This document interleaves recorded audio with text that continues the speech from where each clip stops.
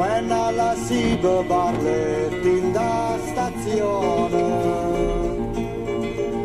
piangiamo cuore che disperazione. Buongiorno a tutti quanti voi di Barletta Vesta. Oggi mi sveglio con una bruttissima notizia.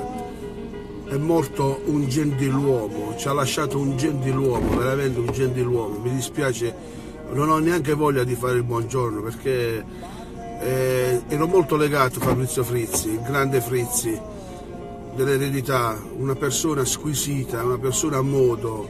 Mi dispiace veramente Dio, veramente. Cioè non è perché il personaggio, ma credetemi, mi sono svegliato con una bruttissima notizia.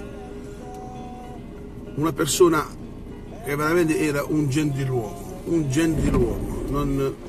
non voglio aggiungere altro, credetemi, ma sono veramente triste. Vi auguro un buon lunedì, una buona settimana santa.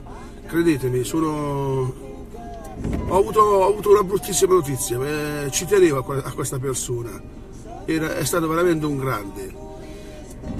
Scusate se non continuo a fare il buongiorno come al solito, vi auguro il meglio del meglio come al solito, buona giornata a tutti. Scusate se vi ho dato questa brutta notizia, iniziare così questa settimana, già poi è la settimana santa.